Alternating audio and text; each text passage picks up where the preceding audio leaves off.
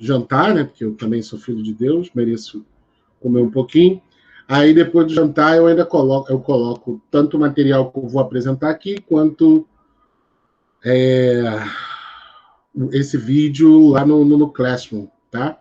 Para depois vocês revisarem isso. Estamos caminhando bem, né? Tendo em vista que... Boa noite, Magali.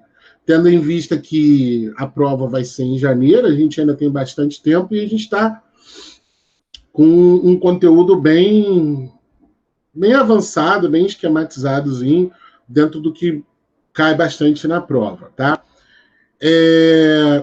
Devo avisar que essa aula de hoje eu dividi em duas partes, porque na hora de preparar ela, eu fui vendo que vai ficar muito grande, e a parte que é mais assim, não vou dizer cobrada, mas a parte que é sempre mais discutida, vamos dizer assim, que é a parte exatamente da guerra silenciosa, né, que se fez. Para quem não sabe, hoje nós vamos falar de Guerra Fria. Deixa eu já colocar aqui.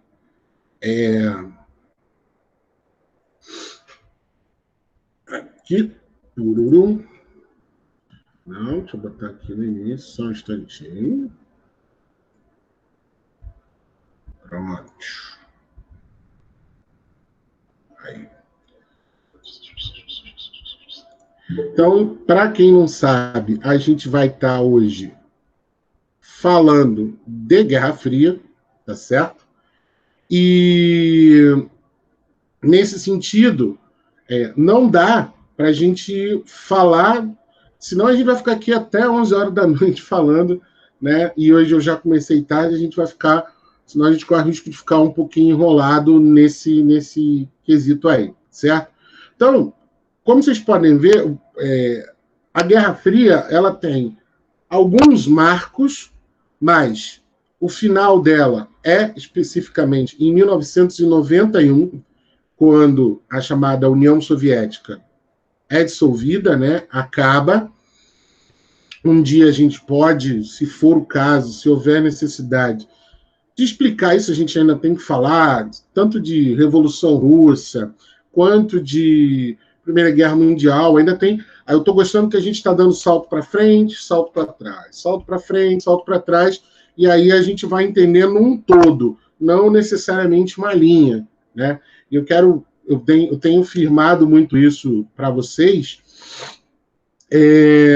que vocês procurem sempre pensar a história não como essa coisa linear, né? Essa coisa que uma coisa que vai sucedendo a outra. Isso é bom, mas acaba sendo um equívoco. Porra, eu sempre esqueço de tirar o volume do telefone, né? É bom, mas isso é um equívoco. Por quê? Porque se a gente pensar, né, vamos supor uma avenida, né, de uma cidade, vamos supor que ela tenha um único direcionamento, né? E, obviamente, que outras ruas cortam essa avenida. Então, por mais que o ponto A para o ponto B, a menor distância é a reta. Só que, às vezes, o percurso do ponto A para o ponto B está engarrafado, ou está interditado, ou está em meia pista, etc, etc. Então, obviamente, você vai por essas outras ruas, né, vamos dizer assim, marginais, porque ficam à margem dessa grande avenida. Então, você corta caminho, né, por essas ruas para você chegar ao ponto B. A história é a mesma coisa. A gente não pode pensar na história como esse fluxo sempre para frente, nem muito menos sempre para o alto, tá? No sentido da evolução. A gente tem sempre que pensar a história como uma árvore, entendeu? A árvore ela cresce para o alto, mas também ela cresce para baixo. As raízes dela é que vão fincando ela e vão deixando ela mais forte. O tronco começa fininho e vai engrossando. Então, né, essa mesma avenida, um dia ela tem um fluxo pequeno, outro ela vai ter um fluxo maior e ela vai ter outras ramificações. Elas vão chegar em algum lugar, né? Como ela vai chegar em algum lugar, a gente não tem como especificar e a gente não tem como prever, né? O historiador não é um futurólogo, né? Não é um cara que fica prevendo coisas. Ele se baseia em algumas experiências, né, que já ocorreram e que, por isso, norteiam uma teoria de o que pode acontecer, né? E sobre esse assunto de hoje, um outro tópico que eu tenho que dizer aqui, tá, gente? Principalmente por conta do nosso momento atual, o momento que a gente vive no nosso país, a gente tem que tomar um cuidado danado, porque hoje em dia as pessoas estão fazendo o que a gente chama de guerra de narrativa. O que é isso, Bruno? Guerra de narrativa. Não há como eu dizer que esse isqueiro não é vermelho. Apesar de eu estou mostrando e eu estou vendo aqui na minha tela que parece que ele é laranja, né? Parece que ele é laranja, mas ele é um isqueiro vermelho. E aí ocorre pessoas que sofrem de daltonismo, né? Uma deficiência visual, pode ser que ele não veja vermelho e ele veja verde, dependendo do tipo de daltonismo que ele tem. Ou ele vê violeta, né? Ele vê roxo, dependendo do tipo de daltonismo. Tem 2 tipos, se eu não me engano. Então, o que acontece? Eu afirmo que esse isqueiro é vermelho. Você, por conta da resolução da minha câmera, ou por conta da sua tela, você vê laranja e um daltônico vê verde. Ponto. Temos três opiniões ou 3 visões sobre o mesmo isqueiro. Qual é a verdadeira? Certo? Sou eu que estou afirmando que é vermelho, você que está afirmando por conta da sua tela que ele é laranja, ou o daltônico que vê verde? Talvez esse fosse o certo, Magali. Talvez esse fosse o certo. O problema é que ninguém mais quer aceitar, vamos dizer assim, a visão. E aqui pode parecer que eu estou sendo pretencioso e não sou, apesar de ser bastante. Mas as pessoas estão ignorando a visão do especialista, do cientista. A gente está vivendo, por exemplo, numa pandemia e tem gente que nunca estudou nada de medicina indicando remédio para se curar da Covid, por exemplo. A gente já deve ter visto milhões disso, de experiências como essa na internet. Da mesma forma, as pessoas tendem a relativizar. O que é relativizar? Ah, Bruno, para você é vermelho, para ele é laranja, para o outro é verde. O importante é que isso é um isqueiro. Entendeu o que é relativizar?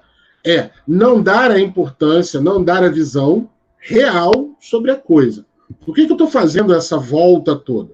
Para dizer uma única coisa, simples, que é o seguinte: aqui a gente vai discutir um assunto que é velho, mas está atual, que é a velha guerra de capitalismo versus socialismo. A gente vai falar isso mais para o final da aula um pouquinho. Mas é muito mais para a gente entender e a gente ficar pensando em algumas ideias que eu vou mostrar hoje. Vou complementá-las na semana que vem, com a aula 2 sobre esse assunto. Mas é bem importante o seguinte: a gente entender que se você é explorado, e vamos combinar uma coisa aqui, nós 6 aqui, nós meia dúzia, vamos combinar uma coisa. Eu estou na minha casa, eu espero que vocês estejam onde vocês, e quem trabalhou hoje, né, precisou ir para a rua trabalhar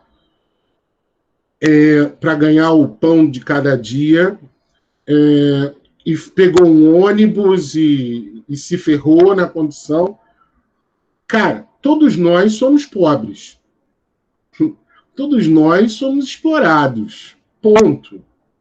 Porque se assim não fosse, eu não estaria aqui dando aula para vocês, vocês não estariam aqui assistindo, estaremos todos no conforto aqui do nosso lar, sei lá, assistindo Netflix, feliz da vida, porque nossa conta bancária está gorda e a gente não tem que se preocupar com o dia de amanhã.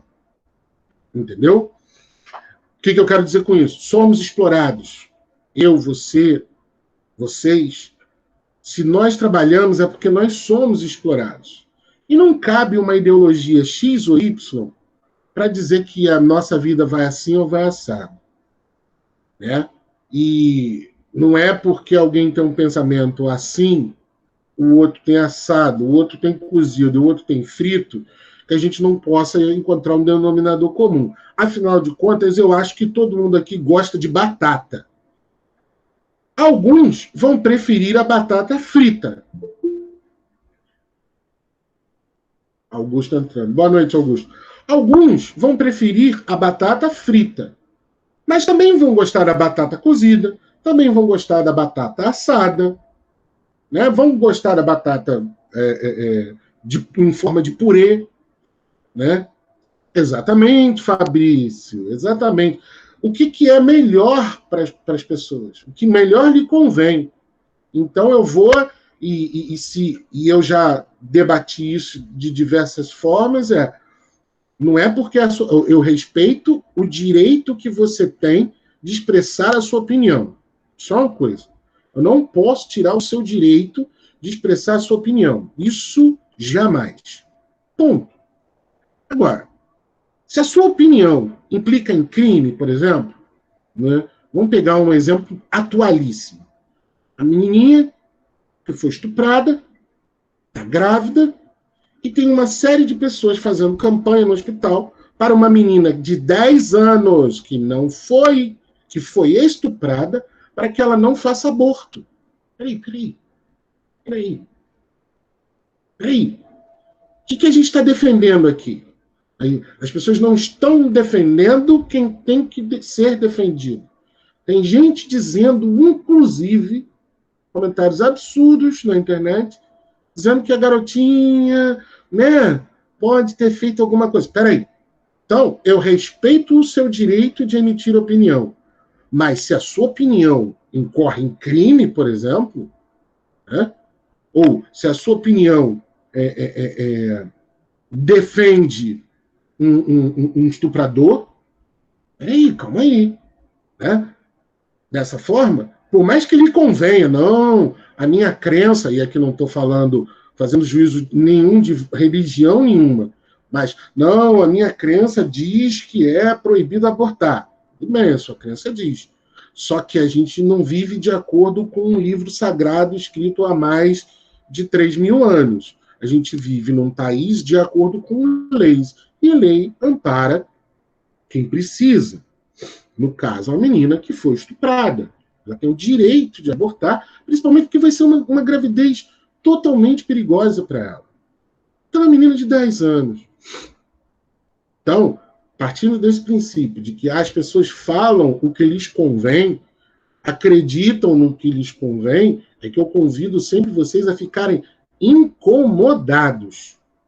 A pessoa que estuda, a pessoa que adquire conhecimento, seja o conhecimento que for, a pessoa estará sempre incomodada. Por quê? Porque ela aprende, vê tal coisa no mundo, sabe por que tal coisa no mundo está acontecendo, tenta fazer alguma coisa, às vezes consegue ajudar, às vezes não consegue, mas ela está sempre incomodada. O conhecimento é um fardo. Por isso que muitas pessoas não gostam dele, né? Dizem que a ignorância é uma bênção. Tá bom? Então, dito isso tudo, né, a gente vai estudar Guerra Fria. E, em dado momento, a gente vai ver que existe um conflito ideológico entre as ideias de capitalismo e socialismo. E é uma guerra que existe até hoje, que as pessoas estão dizendo, porque esses comunistas, eles querem fazer isso, querem fazer aquilo. E, cara, vamos combinar aqui, somos todos ferrados, somos todos explorados, e a gente defender A, B, C, Z, não, tem que defender o meu, sem prejudicar ninguém. Se eu defender o meu pão, sem roubar o pão de ninguém, acabou. Tá ótimo. Eu costumo dizer que as pessoas, para mim, são definidas. Você é trabalhador? Pô, show. Não importa o que você faz. Você trabalha? Você não fala mal da vida das pessoas? Cara, pronto. Você, para mim, já é um ser humano top. Todo o resto é detalhe, entendeu? Ah, eu quero um carro. Ah, qual tipo de carro? Não sei, um que ande. Né? Aí, vai ter ar-condicionado, vai ter vidro elétrico, vai ter som bom. Tudo isso é adicional. O importante num carro é que ele te leve do ponto A ao ponto B. Todo o resto é adicional. Então, vamos lá. Dito isso tudo, alguém quer comentar alguma coisa? Alguém quer discordar de mim? Porque pode também, claro. Professor, Então, vamos em complicado, viu? Tem o que umas mais? coisas que revoltam a gente demais, né? Sim, sim. A grande questão como eu disse, a pessoa fica incomodada. A gente vê isso, independente, né, do absurdo que está acontecendo com esse caso, e com diversos outros. A gente vê, fica revoltado, tenta fazer alguma coisa, não pode. Pelo menos agora, as pessoas pelo menos podem desabafar numa rede social, entendeu? E veja bem, eu defendo que você desabafe na rede social. Esses caras aí que estão fazendo isso não tem o que fazer, quem está defendendo quem? Tipo, você desabafa isso. Agora, eu sou contra você ir lá na conta do cara, hackear, verificar tudo. Isso aí também não, né? Isso aí também não. Tudo tem um limite. Então, vamos em frente. Então, Guerra Fria. Como eu disse, ela começa em 1945. E aí, em 1945, a gente sabe que é o fim da Segunda Guerra Mundial. A Segunda Guerra Mundial tem uma série de datas que são bem importantes da gente gravar, porque vão marcando o seu fim. Né? Então, por exemplo, recentemente, nos dias 6 e 8 de agosto, né, é o dia que eu, pelo menos, sempre lembro, né, que foram os dias que foram lançadas as bombas. Primeiro na cidade de Hiroshima, no dia 6, depois Nagasaki, no dia 8, que é, tipo, a data que começa o encerramento, né, que o Japão se rende. Né? Anteriormente, em 6 de junho, que é o desembarque das tropas na Normandia, e em todo um processo que acaba com a Segunda Guerra Mundial, né, que faz a Alemanha se render, o Hitler se mata e tudo isso. E aí, a partir disso, antes da guerra ter propriamente seu fim, os países aliados, liderados pelos Estados Unidos e a União Soviética, junto da Inglaterra, da França, eles começam a realizar uma série de reuniões, de conferências, né, para decidir como é que a gente vai reorganizar o mapa do mundo. Porque a gente tem que lembrar só o seguinte, né? Que eu estou mostrando para vocês o mapinha das invasões alemãs, né? Que começa em setembro de 1939, primeiro invadindo aqui, ó, hoje está bem triste aqui minha placa de vídeo, está funcionando pior do que uma tartaruga. Mas aqui ele começa a invadir aqui os Sudetos, né, no que depois ficou conhecido como Tchecoslováquia, e chega até todo, tá vendo essa linha vermelha aqui? Toda essa configuração aqui. Isso tudo foi o que a Alemanha invadiu. Bem, então derrotamos a Alemanha. Como é que agora a gente vai recuperar, né?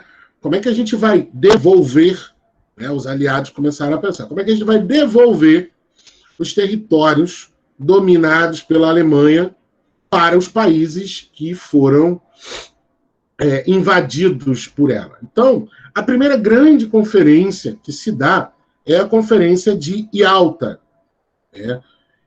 onde, até aí tem um videozinho aqui, eu vou deixar passando, só para mostrar para vocês aqui, são imagens, né, foram feitas naquele momento. Nossa, esse aí é o Winston Churchill, que era, na época, o primeiro ministro da Inglaterra. É interessante notar, né, aliás, notar não, é legal vocês verem um filme bem bacana, foi feito sobre ele, agora eu não vou lembrar o nome mesmo, mas até ganhou Oscar. Esse chegando é o Stalin, que era o presidente da União Soviética. E nessa primeira conferência, eles começaram a organizar exatamente essa divisão. Ali sentado, né, o presidente Roosevelt, aquele de terno mais claro, que era o presidente dos Estados Unidos. E aí tá, né, os 3 homens mais poderosos daquele momento, né? Tem uma foto clássica que se coloca nos livros, né? São eles sentados aí após os acordos, né? Essa foto aí é uma delas, né? Se mostra várias coisas. Então, Professor, desculpa interromper. Não pode falar, Depois você pode refrescar minha memória sobre a diferença entre totalitarismo e fascismo? Então, a gente falou um pouco sobre isso. Então, a gente falou um pouco sobre. A gente já tem umas. A gente foi bem mas não lá precisa ser agora, não. No final da aula. Sim. Para não te atrapalhar. Então, Dave, o fascismo é um regime totalitário que vingou na Itália. E o nazismo é outro regime totalitário que vingou na Alemanha. Certo? Regimes totalitaristas são regimes onde o Estado, o governo, direcionam todas as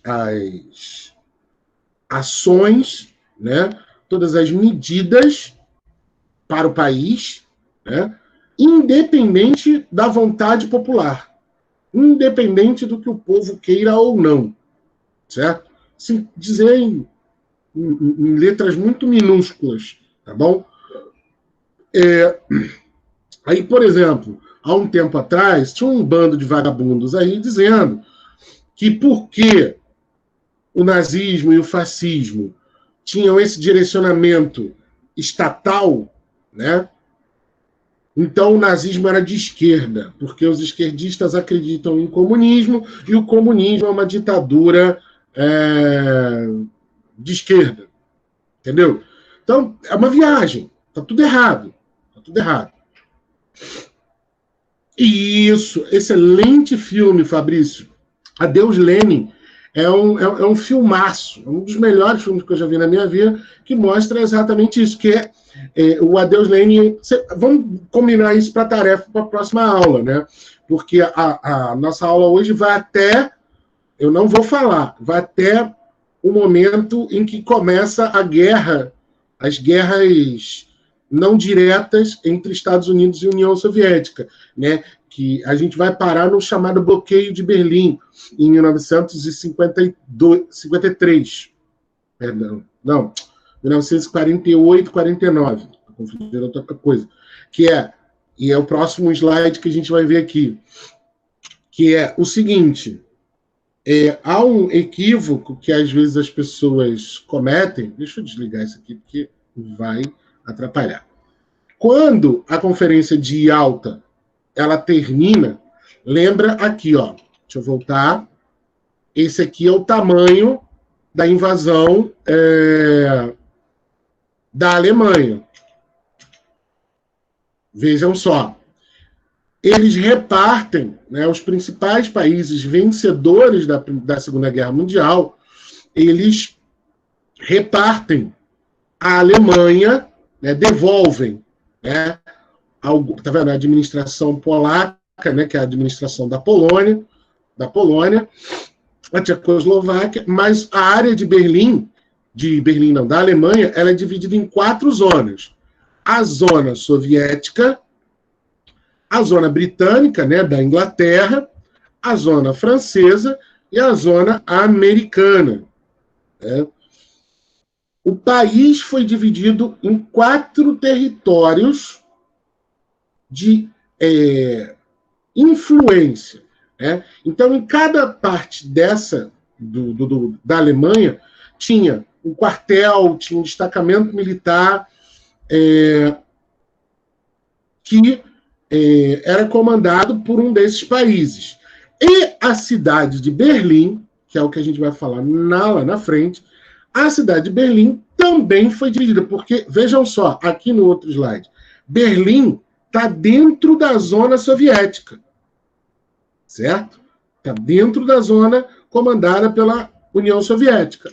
E mesmo a cidade de Berlim, ela foi dividida entre a União Soviética, entre a Inglaterra, entre a França, entre os Estados Unidos, certo? Aqui, ó.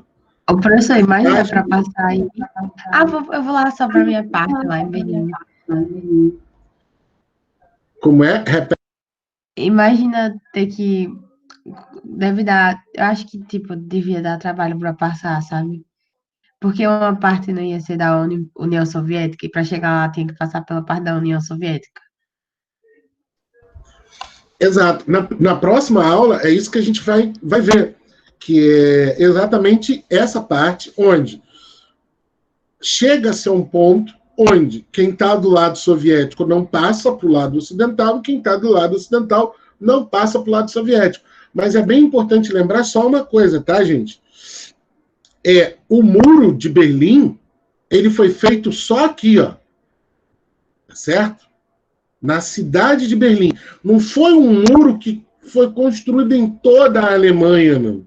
Certo? Somente na cidade de Berlim. Por quê? Qual era o objetivo disso? Lembrando, a Alemanha foi a responsável pela Segunda Guerra Mundial, pelo início da Segunda Guerra Mundial. O Hitler foi o responsável por isso. Ponto. Então, a partir das conferências que foram feitas ao fim da Segunda Guerra Mundial, os líderes queriam se blindar, vamos colocar dessa forma, para que não ocorresse novamente um reerguimento da Alemanha, para que a Alemanha pudesse novamente, em algum momento, ir para uma guerra, iniciar uma nova guerra. Por quê? Porque a Alemanha só iniciou a Segunda Guerra Mundial porque foi culpabilizada pela Primeira Guerra Mundial, sofreu diversas sanções econômicas, diversas crises. É nesse momento que nasce o nazifascismo, o nazismo na Alemanha, e aí, a partir de 1933, começa, né, a formação do Terceiro Reich, né, que vai ser liderado pelo Hitler, etc, etc. Então, assim, os países queriam evitar isso. Só que tem que tomar um cuidado, que aí é um bocado de aula de geografia, que é o seguinte, tá? Aqui não vai dar para ver direito, mas aqui dá para ver. Por que ninguém... Isso é uma teoria, tá? Uma teoria de história. Por que ninguém se opôs de cara ao Hitler quando ele surge? Porque o Hitler era uma barreira de contenção para a... Vocês estão vendo a setinha que irão me movendo aqui na tela, né? Sim, sim. Era uma barreira de contenção à União Soviética, ao comunismo.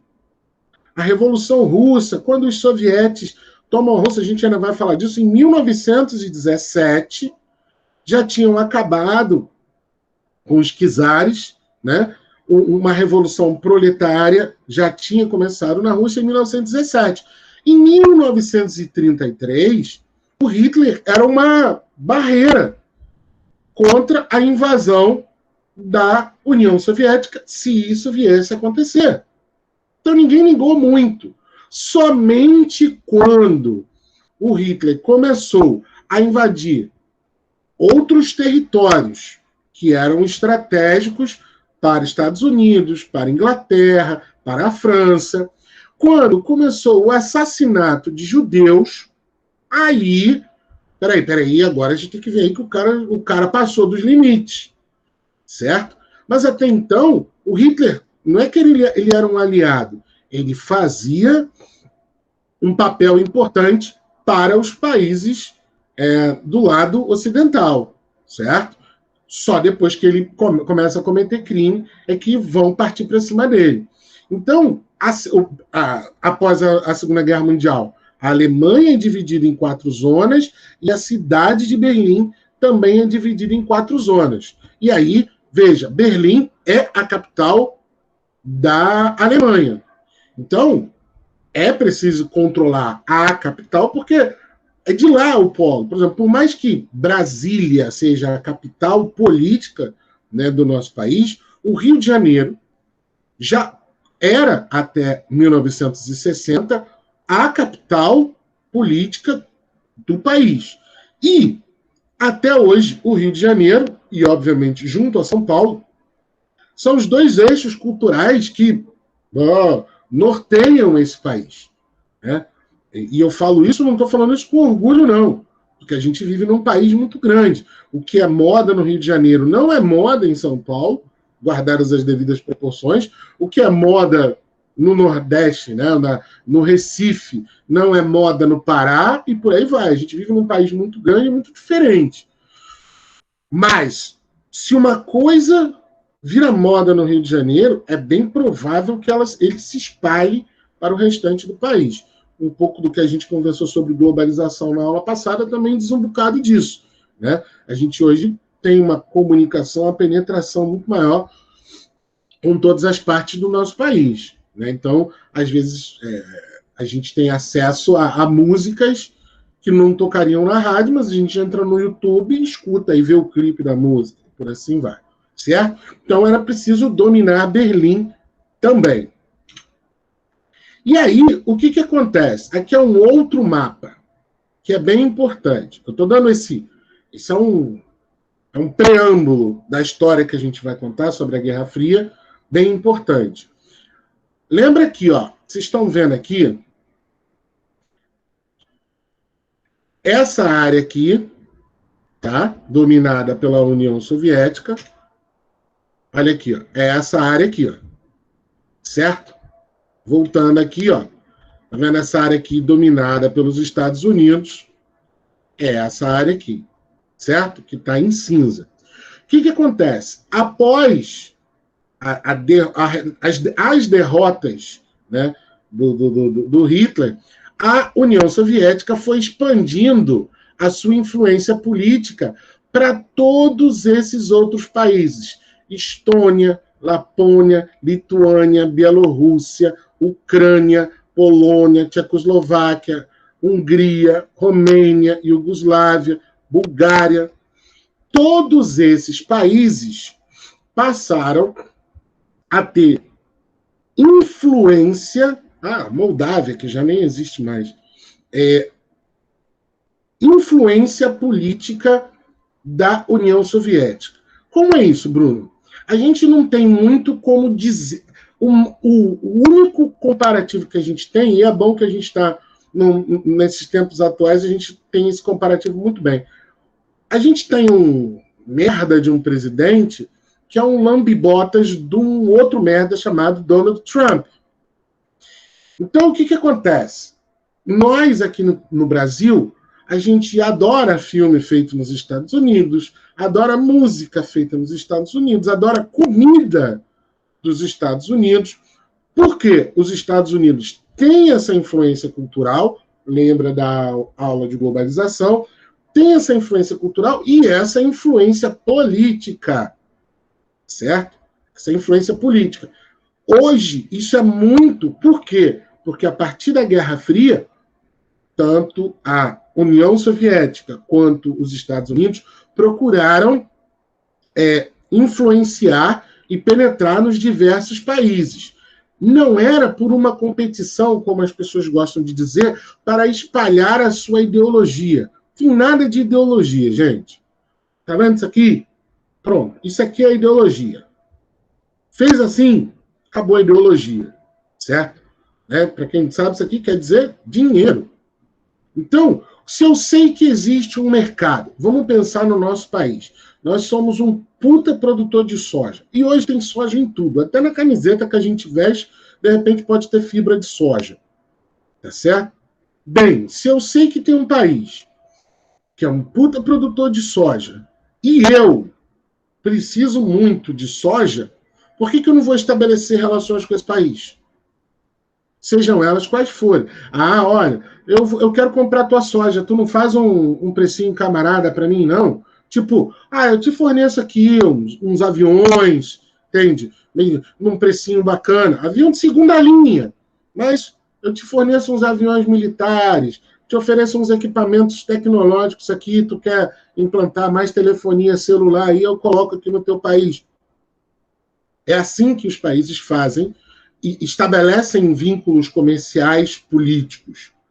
A gente tem essa relação histórica com os Estados Unidos. Esses países aqui passaram a sofrer essas relações com a União Soviética. Né? Esses estados aqui, eles hoje até viraram estados independentes, né? Mas essa área aqui aqui a União Soviética, em 1938, ela depois se expande para cá, tá certo? Hoje, Estônia, Lituânia são países independentes, e aí tem esses chamados estados satélites, né?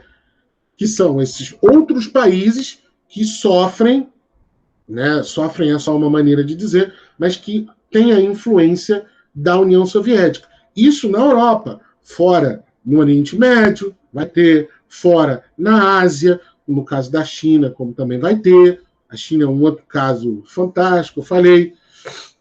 Então, por que eu estou mostrando esse avanço? Primeiro mostrei aqui a divisão da Alemanha, mostrei a expansão da União Soviética. Por quê? O Winston Churchill, em 1948, ele profere um discurso na rádio em Londres, que ele denomina, né, o que ficou muito conhecido como cortina de ferro. O que é isso? De Stettin, no Báltico, até Trieste, no Mar Adriático, né? Báltico, Mar Báltico, até Trieste, no Mar Adriático, uma cortina de ferro desceu sobre o continente. Atrás dessa linha estão todas as capitais dos antigos estados da Europa Central e Oriental: Varsóvia, Berlim, Praga, Viena, Budapeste, Belgrado, Bucareste e Sófia. Todas as cidades famosas e as populações em torno delas estão no que devo chamar de esfera soviética. E todas estão sujeitas, de uma forma ou de outra, não somente à influência soviética, mas também a fortes e, em certos casos, crescentes medidas de controle de Moscou. Então, o que ele chama de cortina de ferro? Todo mundo que está atrás dessa linha aqui. Aqui é o Mar Báltico, né? Stettin, e aqui é Trieste, no Mar Adriático. Então, todos esses países estavam debaixo da famosa cortina de ferro. Então, o Churchill, ele inaugura uma visão política contra o comunismo soviético, sobre o regime político da União Soviética. E aí, comentário à parte, comentário do tio aqui,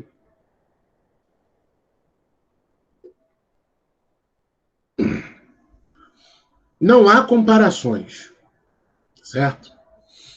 O máximo que você consegue perceber entre diferenças entre o modelo comunista e o modelo norte-americano capitalista, né, é exatamente a bonança material. Porque cada país produziu um tipo de cultura, um tipo de estética, um tipo de tudo, um diferente do outro, certo? Nessa briga, né, sobre capitalismo versus comunismo.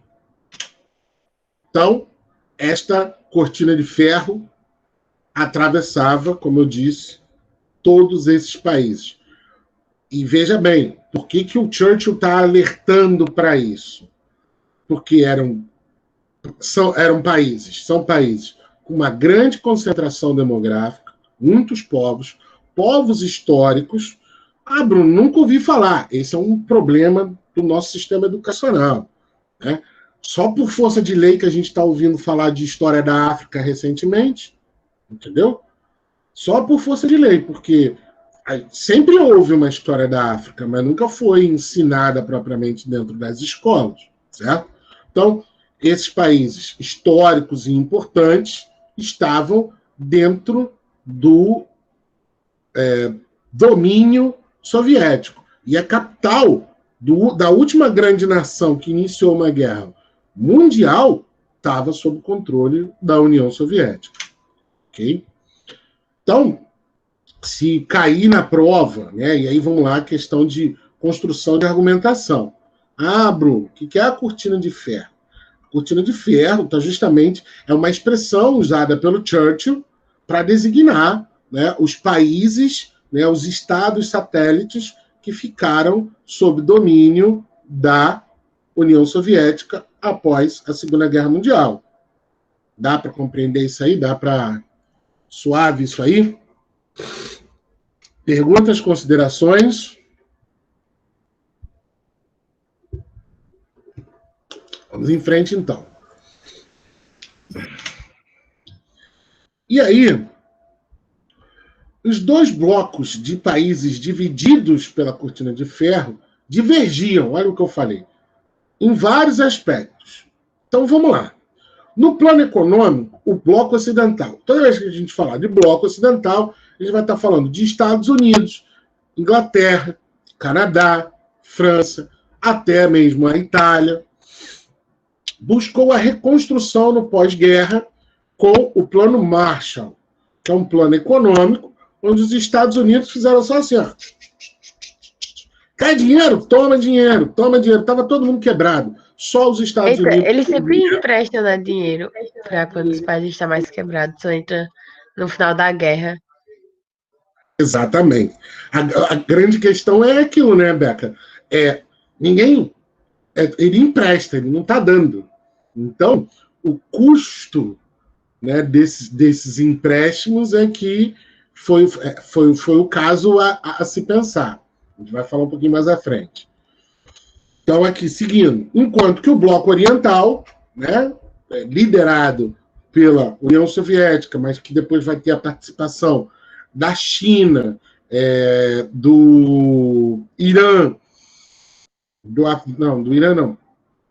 Afeganistão, do Vietnã e até de Cuba. Mas Cuba está no lado ocidental. Vamos chegar lá. Enquanto o Bloco Oriental utilizou um modelo concorrente, que é o Comecon. Também rolou dinheiro. Entendeu? Por isso que não dá para dizer assim, o comunismo é muito mal, o capitalismo é muito bom, o capitalismo é muito mal e o comunismo é muito bom. Rolou dinheiro. Show me the money. Então, não sei se vocês conhecem esse filme, Jerry Maguire, né, que tem um personagem, um ator chamado Cuba Gooding Jr., que a frase dele que ele usa no filme é todo: me mostra o dinheiro, me mostra o dinheiro. Mostrou o dinheiro, amigo. Está todo mundo feliz. Então, no plano econômico, ocidental ao plano Marshall, ao plano econômico de recuperação no pós-guerra, no bloco oriental, o Comecon. No plano militar, o bloco ocidental constituiu a Organização do Tratado do Atlântico Norte em 1949, a chamada OTAN. Vocês devem ouvir de vez em quando esse termo no noticiário. OTAN é a Organização do Tratado do Atlântico Norte. Uma organização entre diversos países, liderada pelos Estados Unidos, Inglaterra, Canadá e França, são aliados, né? Nosso clubinho é esse, nós somos a OTAN, a gente está amiguinho.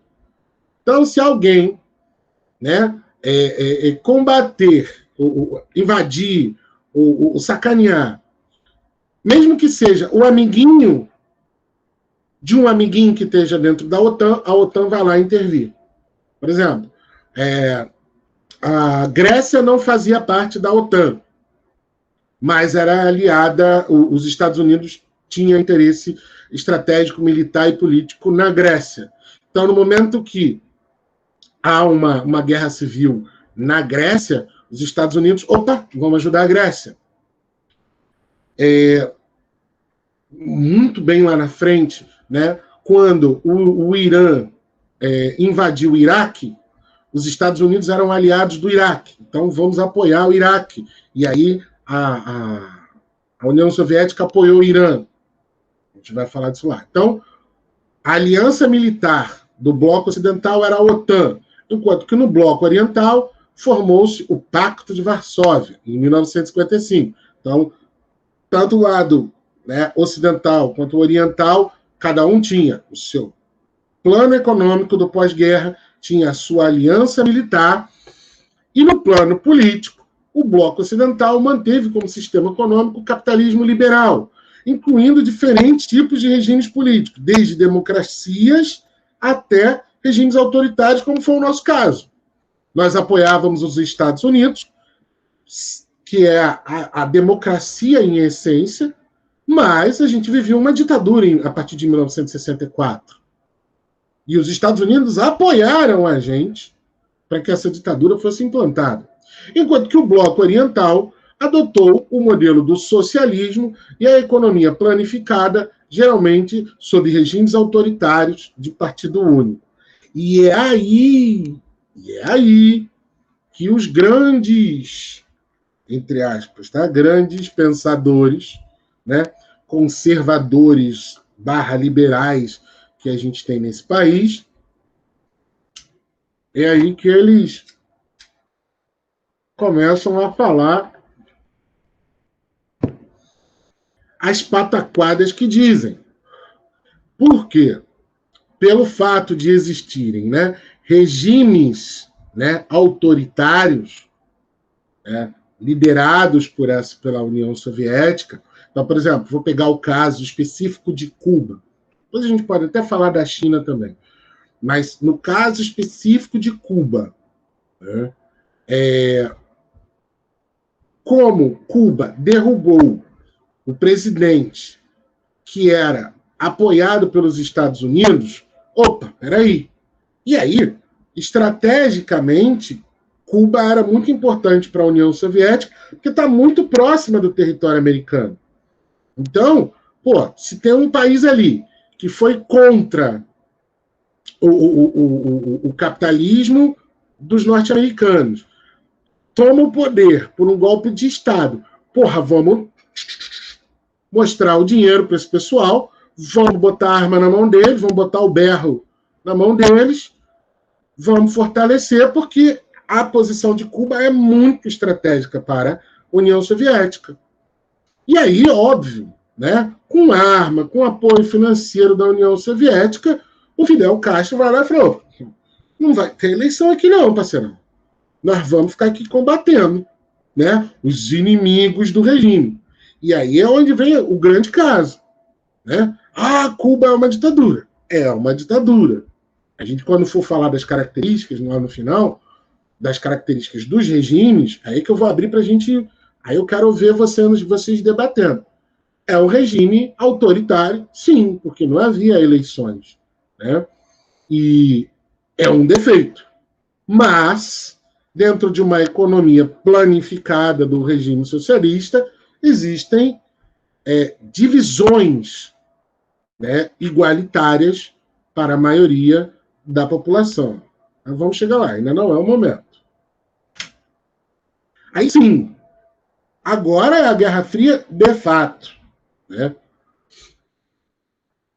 O que é essa Guerra Fria? Ela começa a partir deste senhorzinho, da eleição deste senhorzinho, né? Henry Truman. Se eu não me engano, o 14º,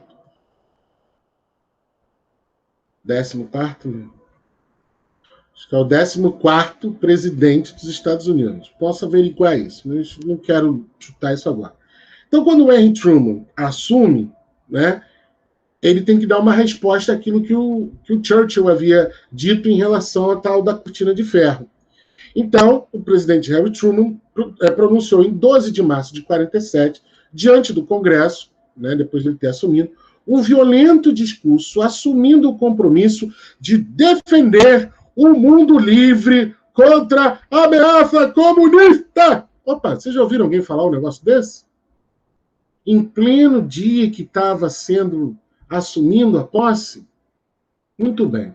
Estava lançada a doutrina Truman e iniciada a Guerra Fria, que propagou para todo mundo o forte antagonismo entre os blocos capitalista e comunista. Em seguida, o secretário de Estado George Caleb Marshall anunciou a disposição dos Estados Unidos de efetiva colaboração financeira para a recuperação da economia dos países europeus. Então, vejam bem, não tem nada de novo o que está acontecendo no nosso país. Nada de novo. Apenas uma ideia falida, de que há essa disputa que ainda existe. Isso estou falando nos dias de hoje. Há 50, 60 anos atrás, 70 praticamente, existia, sim, uma disputa política, militar, econômica entre os Estados Unidos e a União Soviética. Hoje, não mais. Até porque hoje os Estados Unidos competem muito mais com a China do que necessariamente com a Rússia, certo? E essa visão de que ainda se quer, que aí eu faço essa pergunta para vocês, quem quiser me responder, me responda. A que interessa hoje ser comunista ou capitalista? Vocês estão entendendo? Por que hoje vocês acham que continua existindo esta briga pela comunismo-capitalismo? Alguém se influencia por isso? Fica a pergunta. Tudo é capitalista, exatamente. Tudo é capitalista. Sabe? E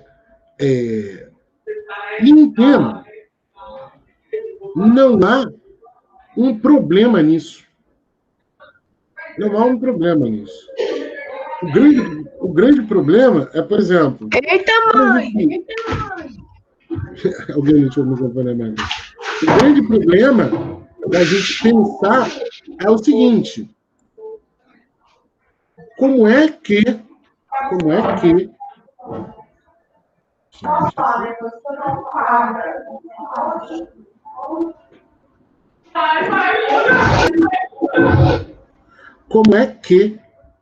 a gente ainda está travando disputas que são do passado, certo?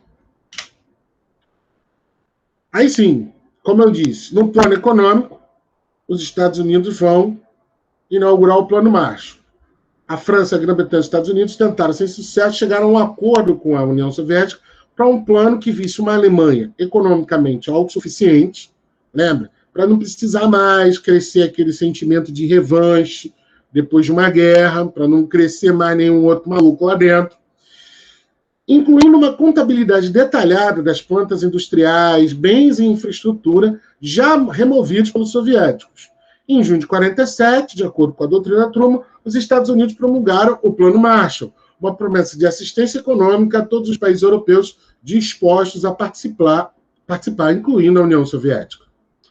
Stalin acreditava que a integração econômica com o Ocidente permitiria que os blocos os países do bloco oriental, aqueles em vermelhinho lá no mapa, escapassem ao controle soviético e que os Estados Unidos estavam tentando comprar um realinhamento pró-Estados Unidos da Europa.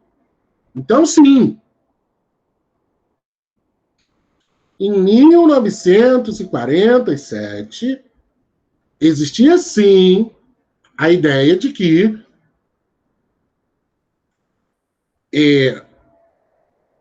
nós, soviéticos, né, precisamos, sim, nós, defender os nossos interesses para evitar que... E aí, vamos lá, gente.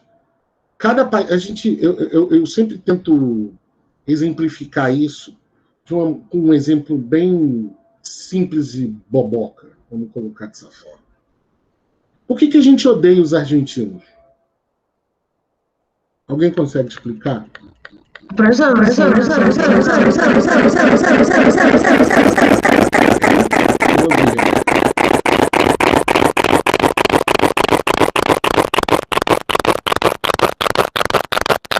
ativar o seu som. Repete, por favor. Eita! Não está reativando o som da Rebeca. A Rebeca não pode falar. A Rebeca ficou muda.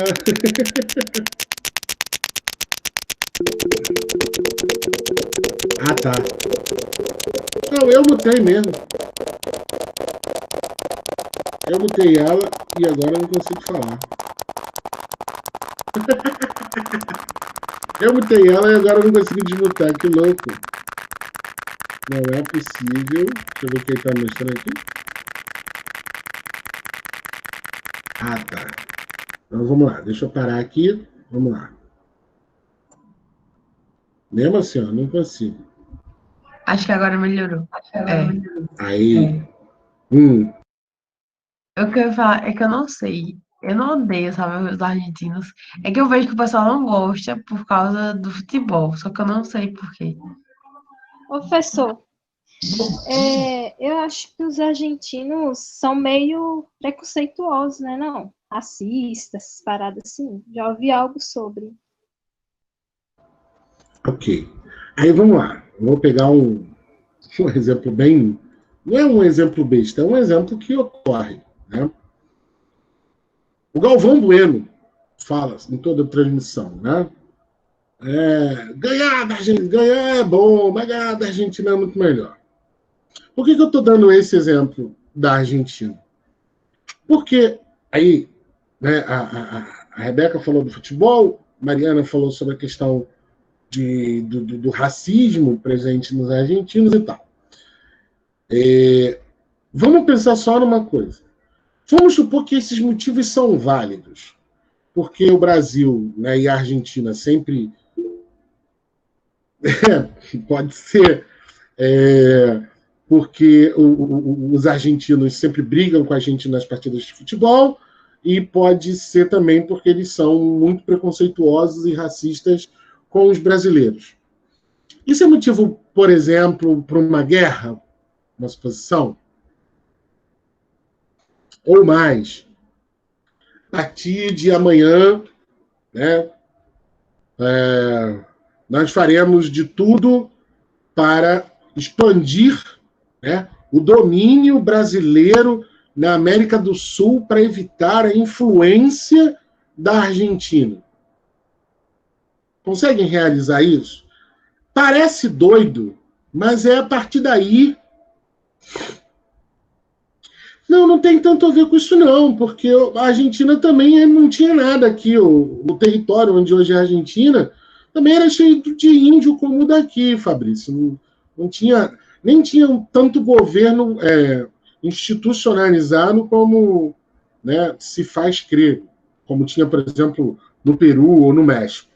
Não tem nada a ver. Enfim, não existem raízes históricas desse conflito, mas o que eu quero colocar é exatamente isso. Se no continente americano, economicamente, tá, e até em alguns casos politicamente, o Brasil é a potência do nosso continente. Nós, não sei se vocês já escutaram isso, nós somos a potência da América do Sul. Não por conta desse governo que está agora, por conta desse governo que não reconheceu isso, porque não reconheceu o presidente argentino, né, como vencedor, etc. E isso é política. Nós somos o país imperialista no nosso continente. Pode parecer absurdo, mas é verdade. Nós... Deixa eu abrir aqui só um chat para poder ver todo... Aí, tá. Nós somos o país que domina culturalmente o restante do país, dos outros países da América do Sul. Então, imagina que a gente começasse, sei lá, a vender cada vez mais música da Anitta, da Ludmilla, da Pablo Vittar, do Wesley Safadão, mas quem? E, sabe? E quando a gente fosse, sei lá, viajar no Chile, estava escutando o rádio lá no Chile, a música mais tocada era uma música desses artistas. É disso que a gente está falando, não está falando de Guerra Fria, de uma influência com um determinado objetivo. Por quê? Quando acabou a Segunda Guerra Mundial, os Estados Unidos e a União Soviética foram os únicos, né? Os países envolvidos na guerra que não sofreram ataques praticamente no seu território. O Hitler tentou lá, em 1941, invadir e tomou na tarraqueta. Foi o início do fim, entendeu? Mas a Rússia, a União Soviética, tem uma extensão territorial enorme. Então, para o Hitler dominar até chegar em Moscou, a capital, ainda teria todo o território da União Soviética para conquistar, para dominar a União Soviética. Os Estados Unidos estavam do outro lado do Atlântico. Então, não teria como ocorrer essa dominação. Quando ocorre o fim da Segunda Guerra Mundial, esses são os países que estão menos fragilizados por conta da guerra. E, como eu disse, os Estados Unidos, show me the money, a União Soviética, show me the money, e aí cada país do mundo decidiu que lado ficar, certo? Deixa eu voltar aqui. Isso aqui tinha que voltar. Então, vou voltar aqui. Apresentar, magia do Chrome. Então, era para a gente, né? Então, as disputas.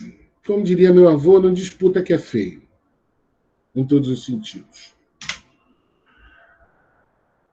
A Guerra Fria, né? A Guerra Fria, ela teve como mudança ideológica, vamos colocar dessa forma, tá? Mudança ideológica, um negócio que numa sigla em inglês significa destruição mutuamente assegurada. MAD. MAD quer dizer maluco, louco, né? Em inglês. Mas, né? Mutual Assegurated Destruction. Né? Destruição mutuamente assegurada. Mútuo quer dizer comum.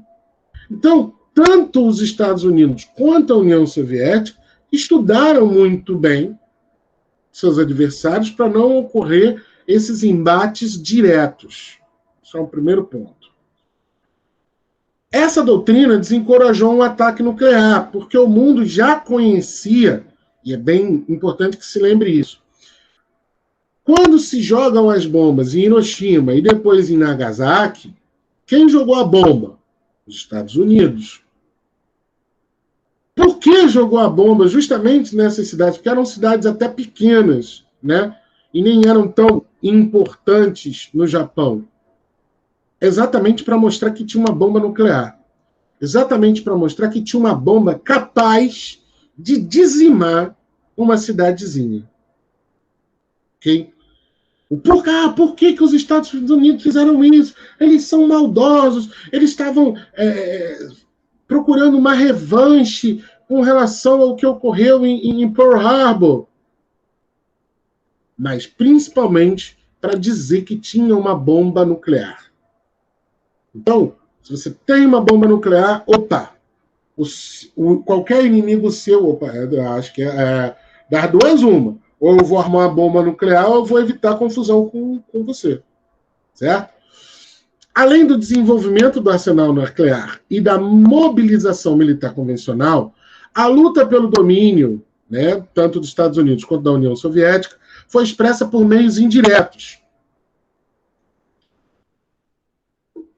como guerra psicológica, campanhas de propaganda, espionagem, embargos econômicos de longo alcance, rivalidade em eventos esportivos e competições tecnológicas como a corrida espacial. Lembrando só o seguinte, tá? A Guerra Fria foi responsável por maravilhas. Que isso, Bruno? Sim. Tipo, é por causa da Guerra Fria que a gente tem internet hoje em dia. Né? A internet, todo mundo já deve ter cansado de estudar essa definição sobre a internet. A internet é um sistema de comunicação entre computadores, certo? Via cabo, etc, etc. Mostrei os cabos submarinos que nos conectam com o mundo na aula passada.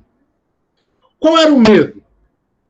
Uma bomba cai, uma bomba nuclear cai, como é que a gente vai se comunicar? Destrói poste, luz, telefone, rádio. Mas se a gente instala cabos subterrâneos ou submarinos, né, é muito mais fácil de continuar se comunicando. A internet, diversas novidades automobilísticas vêm dos equipamentos militares, né? E por aí vai. Esses itens aqui, como eu estou falando, essa guerra psicológica, essa campanha de propaganda, a espionagem, esses embargos econômicos, etc. Tudo isso eu vou mostrar na próxima aula, porque são produtos da Guerra Fria. E é um produto que, veja, fissura o mundo em duas ideias.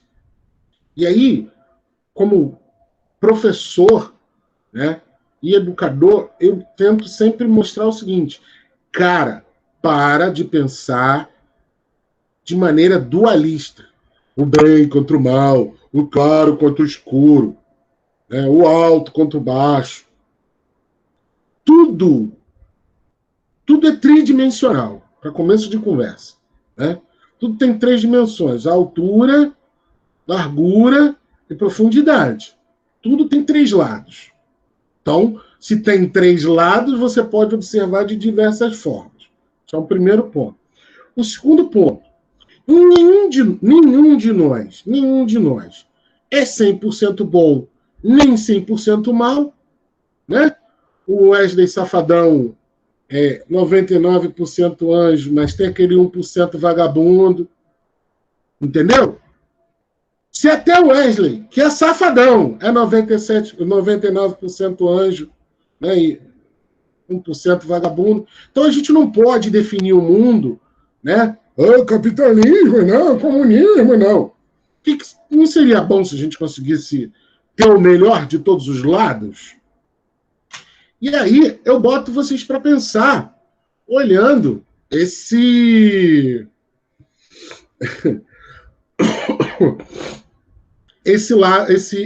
essa última gravura aqui, tá? Veja, a gente tem aqui dividido 2 lados, etc.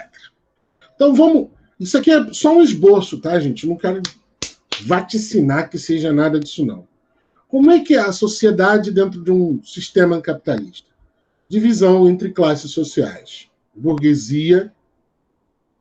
O que é a burguesia? Os detentores dos meios de produção. Né? Os donos, não necessariamente ricos, mas os donos dos meios que produzem riquezas. E os assalariados, que somos nós. Tá? Muito cuidado, que no Brasil tem uma galera que é classe média, tá? Mora em bairro de classe média, e como tem mais do que a maioria, acha que é rico. Rico é outra coisa, minha filha. Rico é outra coisa. Rico é quem recebe herança. Começo de conversa. Rico é quem recebe herança. Nem quem é milionário dá para a gente dizer que é rico. Conheço alguns milionários que não são ricos. São classe média alta. Mas rico, eu não conheço nenhum. Assim, a não ser de revista. Certo? No socialismo, né, isso aqui a gente está falando das teorias, né? A sociedade com ideais igualitários, né, sem haver uma divisão de classes. No entanto, há um grupo de funcionários do governo que possui privilégios. E aí esse é o problema. Existe um partido único. Esse partido monta toda a estrutura do Estado para distribuir a riqueza. Cara, se sou eu que distribuo a riqueza, faz igual o desenho do Pica-Pau. 1 para você, 1, 2 para mim. 2 para você, 1, 2, 3 para mim. Lembram desse desenho? Quem distribui a riqueza, distribui o quanto ele quer. No caso do Estado, dessa classe burocrata, né, quem trabalha com burocracia, está do lado do poder. Está do lado de quem tem privilégio, portanto. Até aí, ok? Eu quero que vocês, nessa parte aqui, vocês me interrompam, tá? Discutam comigo o que vocês estão pensando sobre o que eu estou falando. Então, na economia, né, uma economia de mercado, né, sendo comandada por empresas particulares, empresas privadas, que se baseiam na lei da oferta e da procura, que é a privatização da economia. Cuidado, veja, eu disse que isso aqui é uma simplificação. Cuidado, que aí tem uns filha da puta que leu 2 livros na internet, 2 resumos de livro na internet, e fica dizendo assim: eu sou liberal. Liberal na economia e conservador nos costumes. Porra nenhuma. Porra nenhuma. Porque, como eu estou dizendo, essa pandemia mostrou que quem tem dinheiro tem, quem não tem. Por quê? Porque um monte de empresa quebrou. Um monte de empresa quebrou. Um monte de empresas quebrou. Empresas já longevas, com muitos anos de atuação. Porra, se esses caras são os capitalistas, dono da porra toda, empresa privada, baseada na lei de oferta e procura, o mercado enfia em todo mundo. Vamos pegar esse princípio muito simples, a lei da oferta e da procura. Está todo mundo dentro de casa, né? Teoricamente. Cala a boca, cachorro! Está todo mundo dentro de casa, teoricamente. Aí o cara tem uma fábrica, sei lá do que, né? E as pessoas pararam de consumir. Por que pararam de consumir? Se esse cara era dono de uma fábrica, por que ele não tinha uma reserva? Né? Como é que ele não se protegeu em relação à crise? Então, essa economia de mercado, ou seja, eu já contei essa história. Eu vendo canetas. Né? A minha caneta custa R$2. O outro vende a mesma caneta, parecida, a R$1. E o outro fala assim, dá para fazer uma caneta menor e eu vendo ela a 50 centavos. Aí eu decido, eu quero uma caneta boa, que custe 2, uma caneta que não é tão boa, mas custa 1, ou a metade de uma caneta que custa 50 centavos. Isso é economia no mercado, certo? Vende mais quem vende mais. Só que isso tem alguns pormenores que a gente já discutiu naquela aula de capitalismo. No socialismo, a economia é planificada, ou seja, centralizada. E tudo é dominado por empresas públicas e empresas do governo. Há uma estatização da economia. Lembra? Existe um grupo aqui, que são os burocratas, que montam a aparelhagem do governo e decidem tudo que a sociedade vai ter. Então, para pegar um exemplo que nenhum de vocês aqui conhece, tá? Hoje, tu vai ali no meio da rua, não vai não, porque tá no meio da pandemia, não é para ficar circulando na rua. Mas antigamente, vocês lembram que nos grandes centros assim de comércio, tralalá, sempre tinham um desgraçado, uma desgraçado, que você estava passando, de repente ela gritava: chip da Claro, da Oi, da Vivo! Já vem com crédito! Certo? Então, hoje você vai na rua, compra um chip por R$5, R$10, sei lá. E aí esse chip, tipo, você pega aquele aparelho lá que está lá parado, bota, pronto, você tem um telefone funcionando. Ou, né? A gente está falando do chip, mas você pode não ter o Samsung S5020 que voa e dá mamadeira para você na cama, mas dá para você ir numa casa de vídeo e comprar hoje um telefone celular, né? Porque o telefone celular, a função principal dele é ligar para as pessoas. Ponto.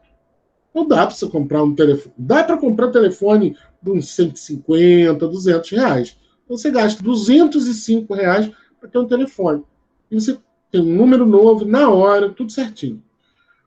Houve um tempo neste país, aproximadamente 22 anos atrás, vou botar 23, né, que é antes, que para você ter um telefone celular, meus amigos e minhas amigas, você poderia demorar uma vida para ter. Assim como um telefone fixo, que hoje ninguém mais quer ter telefone fixo. Precisa. Se todo mundo tem um telefone que vai para tudo quanto é lugar, por que eu vou ficar parado num lugar com um telefone? Certo? Então a gente tem telefones celulares. Telefones celulares eram deixados de herança. Pô, mas se não tinha, porque você ganhava uma carta, né? Você era sorteado por uma das empresas de telecomunicações, né? Então aqui tinha a Telerge no Rio de Janeiro, a Telesp em São Paulo, a Telemig em Minas Gerais, e por aí. As teles, né? Todos faziam parte do sistema Telebrás. E aí, em um dado momento, o governo privatizou essa empresa estatal. Essa empresa estatal que tinha como função, né, ao desenvolvimento das comunicações no país. Então, o governo, no caso, o governo Fernando Henrique, vendeu essa empresa e falou assim, o governo brasileiro não vai mais gastar dinheiro do imposto do brasileiro com essa empresa. Porque isso não é estratégico. O Estado tem que garantir saúde, educação, trabalho, etc. E não vai ser distribuindo telefone fixo ou telefone celular que o dinheiro do contribuinte tem que ir. E vendeu. A partir daí, chegaram essas empresas. Por exemplo, a Vivo era uma empresa chamada Telefônica. A Claro era uma empresa chamada ATL. A TIM sempre foi TIM. E a Oi também sempre foi Oi. Só a Claro e a Vivo que mudaram, né? De Telefônica para Vivo e de ATL para Claro. A Claro é uma empresa mexicana. A Vivo... Cara, a Vivo não sei. A TIM é Telefônica italiana. E a Oi, em tese, seria de capital misto, né? Que também seria brasileira. Mas capital misto tem interesse em todo o país. Ou seja, você estatiza as coisas para haver igualdade, só que esse processo demora muito para você levar a linha telefônica. Uma empresa privada organiza isso de uma maneira diferente, a partir da lei da procura, da oferta e da procura. Então, houve um tempo, por exemplo, atrás aí que você comprava, você tinha que ter um aparelho com 3 ou 4 chips. Aí você tinha um chip de cada operadora, que aí um chip ligava só para Oi, um chip ligava só para Claro. Por aí. Hoje, as empresas estão mais interessadas em te vender pacotes de internet do que ficar te cobrando para você falar no telefone. Então, a maioria dos pacotes hoje em dia das operadoras está tudo no mesmo preço, por volta de 50, 55, 60 reais. E aí você fala, à vontade, manda SMS à vontade. Quem ainda manda SMS? Me digam vocês. Tu acha bonito o telefone fixo, Rebeca? É legal. Olha só, às vezes eu mando SMS. Quando eu tô usando o celular, aí eu não gosto muito de usar o WhatsApp. Aí quando eu falo com meu irmão, porque eu sei que ele tem crédito, ou a minha mãe, aí eu mando SMS. Só que quando é pra alguém que não tem crédito, aí eu vou pro WhatsApp. Boa, boa. Cara, porque hoje em dia, é isso que eu tô falando. O outro, sou velho. Quantos anos tu tem, David? Sai dessa. Não, mas essa é que é a questão mesmo, né? Sem contar que é o seguinte, né? WhatsApp, você não... Se a pessoa não tiver acionado o azulzinho, você não sabe se a pessoa recebeu ou não. Primeiro ponto. Segundo, como o WhatsApp depende de internet, você não sabe se a mensagem pode chegar ou não. Se ela está no Wi-Fi, se ela está na rua, por aí vai. O SMS, ele chega sempre. Sempre. Porque ele é feito pela linha telefônica. Então, se você tem, né, aquele sinalzinho que é assim, né? O SMS é a recarga toda. Nossa Senhora! Caramba! Ah, mas vocês também são muito pobres. Vocês ainda utilizam telefone pré-pago. Vocês tinham que utilizar telefone pós-pago. R$50 por mês. Tô de sacanagem. Não posso, pago. Aí, você é rica? Aí, R$ 30. Pelo amor. Eu faço sempre cálculo do seguinte. Eu não sei se eu já contei isso aqui. Tudo eu faço cálculo com cigarro e com cerveja. Então, por exemplo, R$ 30. Aí eu vou ficar pagando R$ 30 para ter telefone? Aí eu penso assim, R$ 30 são quantos cigarros? O cigarro custa R$ 5,00. 6 cigarros, né? 6 cigarros, né? 6 maços de cigarro. Isso eu não fumo em uma semana. Então, vale a pena. Eu calculo tudo isso. R$ 30, dá para pagar um pacote de cerveja? Dá para 10 cervejas, né? Não dá para 12, dá para 10. E aí eu vou e concedo, entendeu? Agora, se alguma coisa... Por que o cigarro é cerveja? Não porque eles sejam demasiado importantes, é exatamente o contrário. Como cigarro e cerveja não são importantes, e eu mesmo assim gasto dinheiro com essas merdas, eu tenho que priorizar outras coisas, entendeu? Outro dia eu comecei a fazer um curso de música pela internet, por conta disso, né? O curso de música me cobrou, tá bom que foi muito barato, me cobrou R$ 50 um ano de aula, né? Exato. R$ 50 um ano, né? Então eu pago R$ 5 por mês. Mas aí fica no cartão de crédito, né? Então todo mês tem R$ 5 no cartão de crédito. Porque eu pensei assim, R$ 5 é um maço de cigarro. Para eu ficar estudando música, né? Enquanto eu não posso sair de casa, é o que há para ser feito. Vamos lá, vamos para terminar aqui. Aqui que é o ponto que todo mundo fica puto. Propriedade. Propriedade privada dos meios de produção. Indústrias, terras, estabelecimentos comerciais e serviços.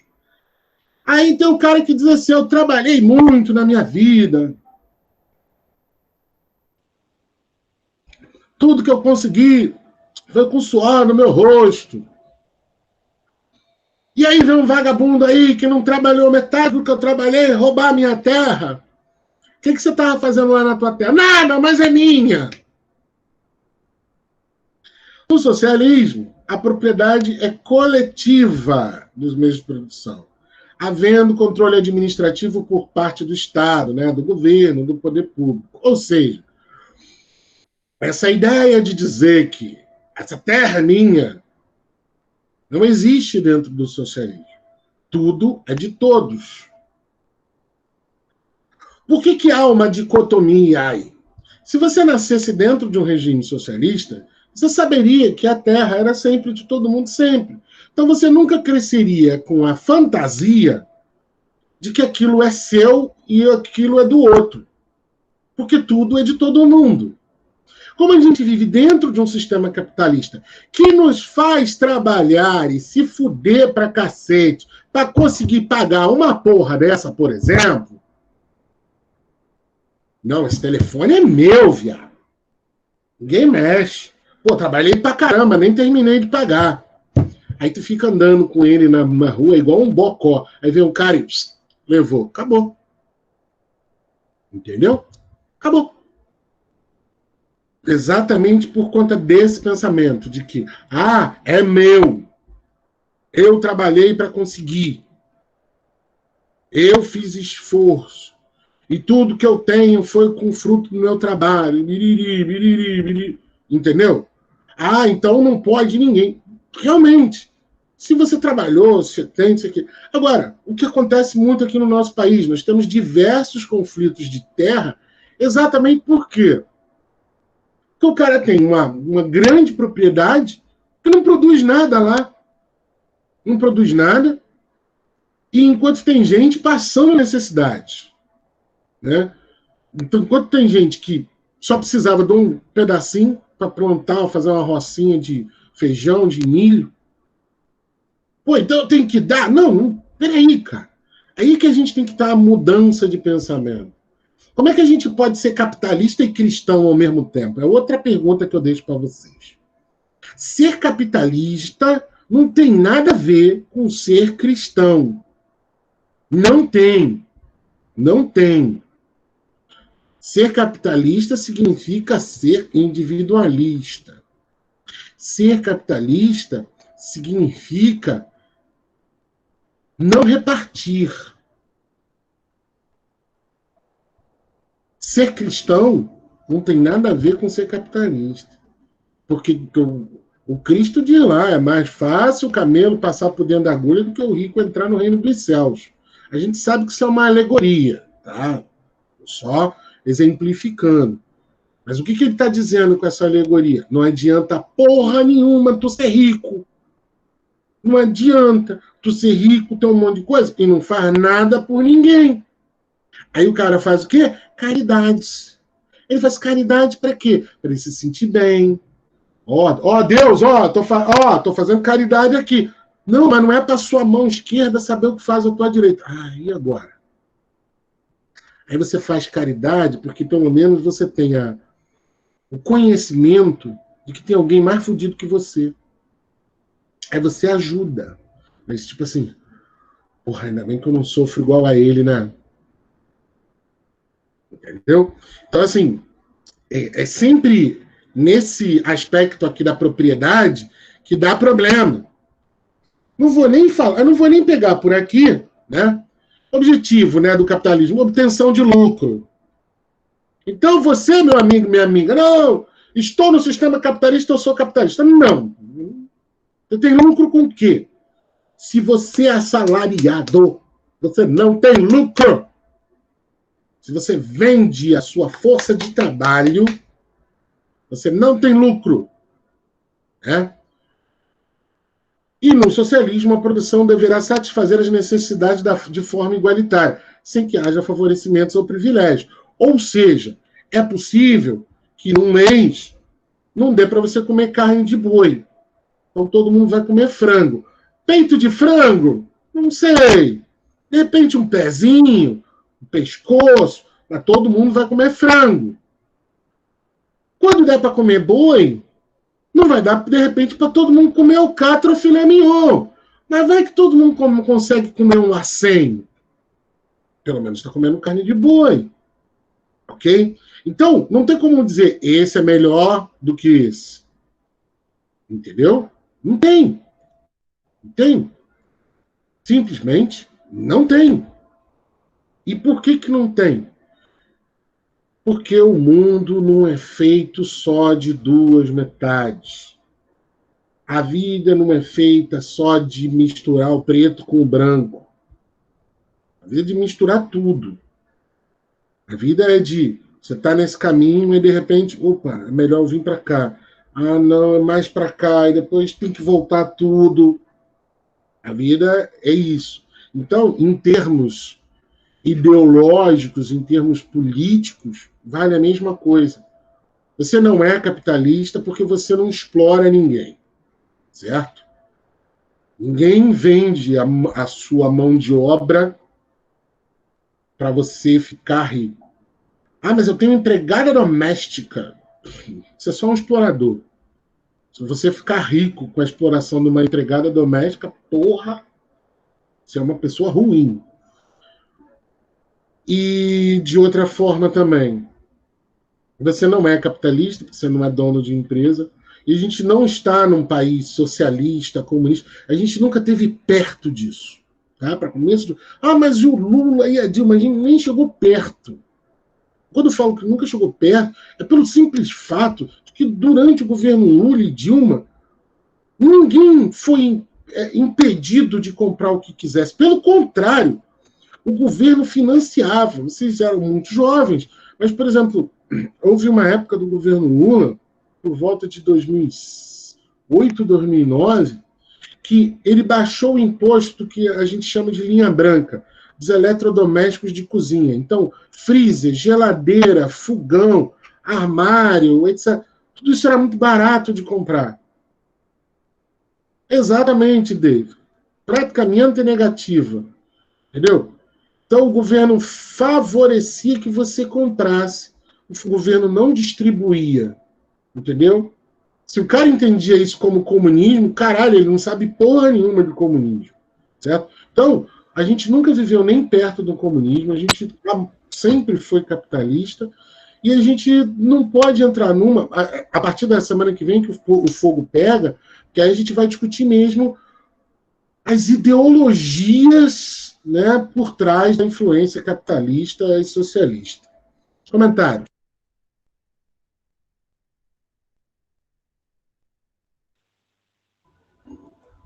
Nenhum?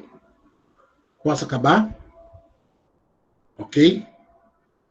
Então, assim, não entrem nessa, tá? Então, fala, Mari.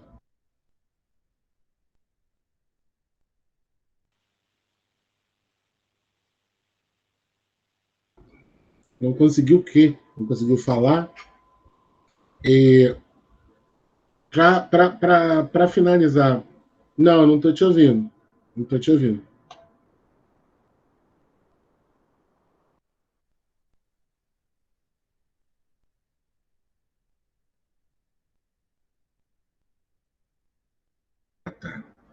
São as drogas, são as drogas. O único apelo que eu faço a vocês o único apelo que eu faço a vocês em relação a tudo isso, vocês são jovens, então vocês ainda têm um mundo todo para descobrir, desbravar e se aventurar. E não entra nessa de acreditar em político nenhum, não. Nenhum. Nem a direita, nem a esquerda, nem em cima, nem embaixo, nem no meio. Não. Não acredita. Ponto. Ideologia, a gente até pode ter. A gente pode até ter. Mas, eu posso garantir para vocês, quando vocês forem responsáveis por administrar uma casa, vocês vão descobrir que ideologia não paga conta. Não paga conta. Não adianta de nada. Certo? Eu, durante muito tempo, achei que em algum momento me tornaria comunista, ou não sei o quê, até o momento que eu tive que pagar um bocado de coisa. Até o dia que veio... Não até o primeiro dia que veio minha primeira conta de luz, né? Porque no meu primeiro casamento morei dentro de casa da minha sogra, então ainda tive um descontozinho nos primeiros anos de casado, né? Mas quando eu tive que pagar as minhas coisas, né, sem ter o amparo da minha mãe, né, do tipo, se eu não conseguisse pagar, minha mãe pagaria para mim. Quando eu tive que pagar minhas primeiras contas, foi dark. Então, foi quando morreu qualquer ilusão minha de que eu pudesse, alguma ideologia faria alguma coisa por mim. Então não caiam nessa, não. Não acreditem em palavra nenhuma de político nenhum, porque nenhum deles diz a verdade mesmo. Mais algum comentário? Alguma frase?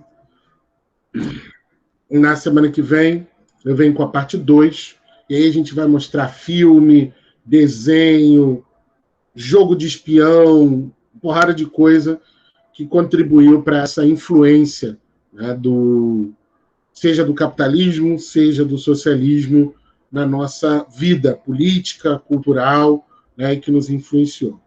Ok? Um abraço, um beijo, um queijo. Usem camisinha. Tudo de bom, sempre. Tchau, professor. Boa noite, gente. Boa noite.